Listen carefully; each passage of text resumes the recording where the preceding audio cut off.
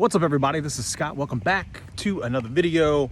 Well, it is today's video on the iPhone 12 Pro, of course, versus the Pixel 5. So in my YouTube short behind the scenes of the filming of this particular video, I kind of hinted at the fact that I wasn't sure that the Pixel 5 can really even keep up with the iPhone 12 Pro, to be quite honest, because obviously you have things like the A14 chip, some better hardware for the cameras, and just overall kind of what Apple's doing to really continue to just dominate the video realm for smartphones. So let's take a peek in this particular video to see if the Pixel 5 can even keep up with the iPhone 12 Pro. This is filming on the front-facing camera for the iPhone 12 Pro and the Google Pixel 5. Everything that you see is filmed with the native camera app.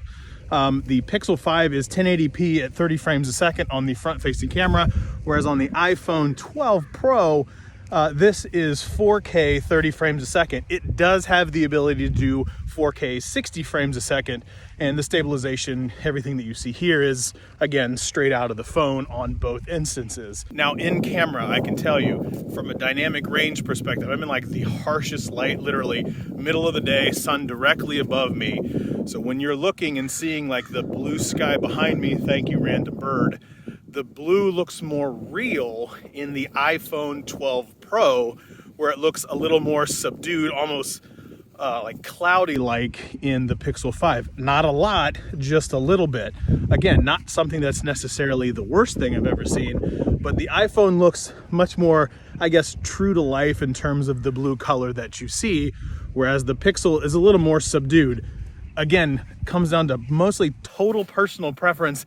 I think both look fantastic. With the iPhone 12 Pro, obviously you have the ability to do, again, 4K 60 frames a second, 4K 30 frames, and even 4K 24 frames a second. Whereas on the front-facing camera for the Pixel, you're getting 1080p 30 frames a second. Now what we're gonna do is we're gonna walk towards that tree directly in front of me. Both phones are at 4K 30 frames a second. Again, using the standard camera app, we're gonna check and see, this is what the stabilization looks like. So, again, because they're just a little bit off on the tripod themselves, or the switch pod that I have, the stabilization, what you see is exactly what you can experience in each of these phones. Again, walking directly towards this tree in front of me. I gotta be honest with you, it didn't even look like the Pixel was moving again, which is something that I've said in a ton of different videos on the stabilization from the Pixel 5. But the iPhone is no slouch either. So again, I'm gonna rotate a little bit and walk towards this evergreen right here. So you can see stabilization on both. Fantastic stabilization on the Pixel 5, almost magical. It's so ridiculous at how good the stabilization is on the Pixel 5. We're gonna walk towards this goal. This is the ultra wide on both. Again, 4K 30 frames a second in both of the camera apps. And you can see again, the Pixel 5 is somehow magically delicious when it comes to the stabilization, whereas the iPhone in camera or in phone is a little more shaky than that of the Pixel 5. But again, both of them pretty good. The colors look great in both. I'm gonna walk past this right here so you can see exactly what I'm seeing. Again, pretty crazy when you start to think about what the stabilization on a 4K 30 frames a second looks like in each of these different devices. Now, each of the devices is still in 4K 30 frames a second, but now I'm in that 2x telephoto. Now with Google, they've taken out the telephoto lens, and with iPhone, they still have one in there. But again, this is 2x. You can see the details in both. Again, I think the iPhone really has nailed the color perspective, whereas in the stabilization perspective, I really think the Pixel 5 is, in camera, it looks so ridiculously good, it's crazy. I think the detail in both when you're 2x is obviously lessened. I'd have to look at it in post to see which one I prefer, but quite honestly, both of these are so freaking close that you can't really go wrong with either. Again, this is 2x zoom on 4K 30 frames a second with both of these phones. Okay, now we are back in 4K 60 frames a second on both of these. I am walking obviously on a concrete pathway that you can see, so nothing too crazy to get into. But now what I want to do is flip this. This is just your standard 1x that you have on both of these. Again, on the one side you have the Pixel 5, Again, with the stabilization that looks somewhat magical. And on the other side, you have the iPhone filming at 4K, 60 frames a second. I should have mentioned, and everybody probably already knows this, but everything that you see and hear is filmed directly with each of the devices. No post-processing for either the audio or the colors or anything that you see. Again, everything that you see filmed directly in each of these phones. One thing with the iPhone that definitely gives it a leg up is the 4K 60 frames a second in the ultra wide, which is what you can see right here, whereas the Pixel is only the regular 1X. Now, again, all the stabilization and everything that you see is exactly what it is in each of these phones. I'm gonna walk towards this little play area right here so you can see what I'm talking about. This is the stabilization that you could expect when using the iPhone and the Pixel 5. Last but certainly not least, 4K 60 frames a second in the 2X telephoto zoom with each of these. The stabilization is what it is. From a color perspective in camera, it looks like both of them are great, but take a look at the sky, take a look at the trees, take a look on the field itself. This is actually a soccer field, so you can see that there's a lot of little prints for cleats and things like that. Can you make out those details in both of these devices? Take a look at the color of the green grass. Again, which one do you prefer? Personally, I really enjoy a much more colder, contrasty look. I've never been a huge fan of really warm photos. You can tend to definitely tell which ones are which when you're taking a look. So with that being said, let's take a look at some of the photos that I've shot on each of these and see which ones you prefer.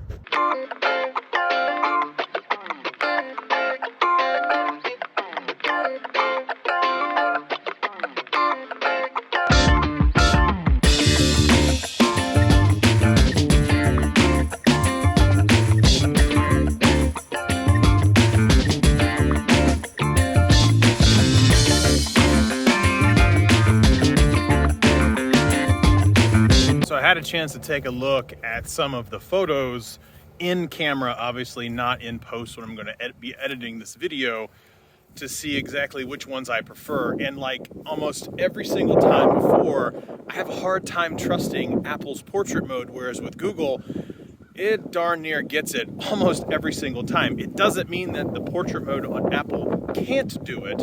It just means that I trust Google's way more, and you can see that in that shot with the particular leaf. I didn't change any settings or anything like that at all, and the Pixel 5 nailed the leaf perfectly in portrait mode, whereas Apple's iPhone 12 Pro just whiffed and missed.